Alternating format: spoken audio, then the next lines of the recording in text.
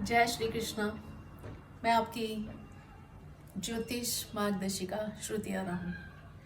आज एक अनोखे कुंडली विश्लेषण पे चर्चा लेकर के आपके समक्ष आई हूँ। आपने एकलव्य का तो नाम सुना होगा, लेकिन बांसुरी वादक एकलव्य के बारे में आज हम चर्चा करने जा रहे हैं। ये कौन है बांसुरी वादक एकलव्य? पहले इनका मैं परिचय आपको दे देती हूँ। फेसबुक प्रोफाइल में और ज्योतिष के बहुत सारे ग्रुपों में मैं अपने ज्योतिष के लेख लिखती रहती हूँ। उसमें अचानक से मेरे मैसेंजर पे एक मैसेज आता है और नमस्कार, जय श्री कृष्णा, मैं आपका एकलव्य हूँ और बहुत लंबे समय से आपके लेखों को पढ़ रहा हूँ और उससे मुझे बहुत कुछ सीखने को मिल रहा है और मेरे बहुत सारे कंसेप्ट हैं जो ज्योतिष के क्लियर हो रहे हैं। मैं ज्योतिष की कुछ क्लासेस भी ले रहा हूँ, लेकिन जो चीज़ें मुझे वहाँ से कुछ नई सीखने को मिल रही हैं या तो पूरी तरह से मेरे जो कंसेप्ट क्लियर हो पाते हैं वो मुझे आपके लेखों से मिल रहे हैं और मेरे सारी शंकाओं का समाधान आपके लेखों को पढ़ के हो जाता है। मैं आपका एकलव्य हूँ, अपना आशीर्वाद बना के रखिएगा।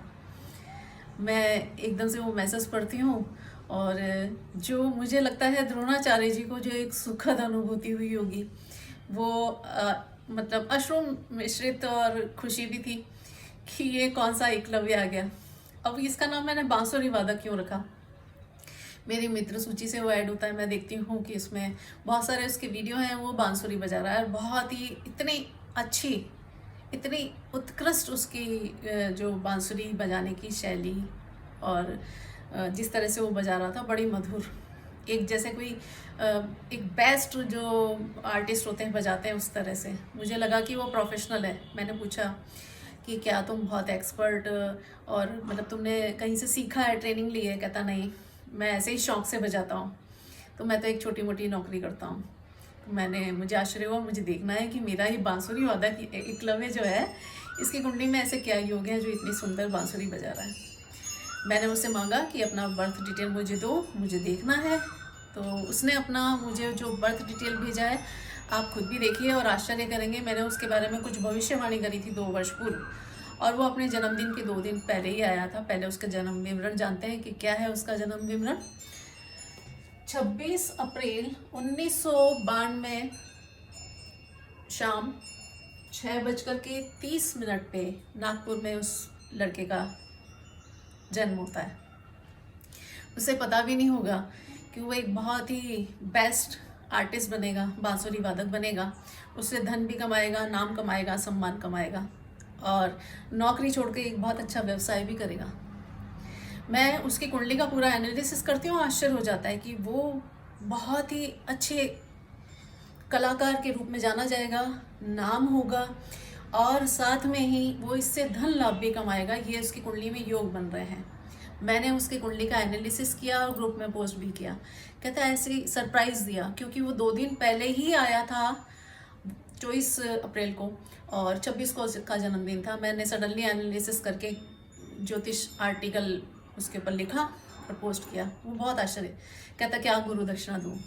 मैंने कहा गुरु दक्षिणा सिर्फ यही देनी है, धर्म के मार्ग पे चलना है और तुम इससे अपना धन भी कमाओगे। कहता मैं तो नौकरी करता हूँ। मैंने कहा होगा। और वाकई एक ही महीने के अंदर ये सारी घटनाएं उसके साथ घटित होती हैं।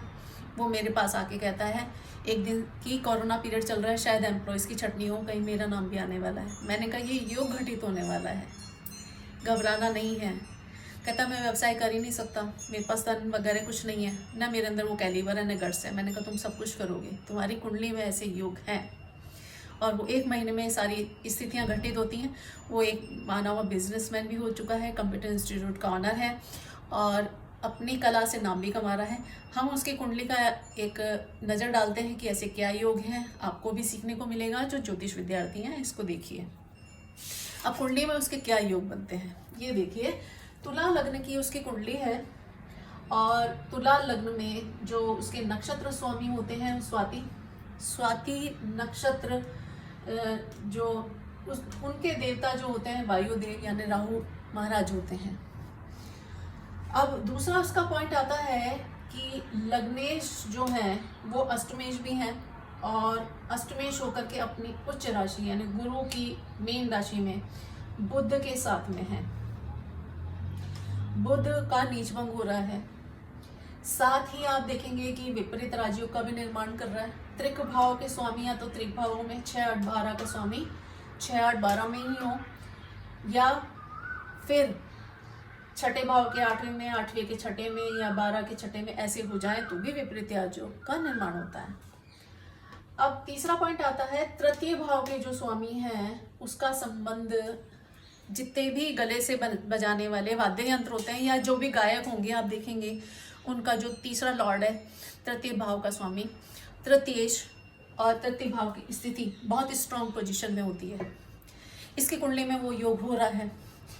तृतीय भाव में राहु देव विराजमान है, वो खुद जो वायु तत्व प्रधान होते हैं वो तृतीय भाव में है, और जो तृतीयेश गुरु होते हैं वो लाभ भाव में है। ये धन कमाने की पहली सूचना दे रहे हैं।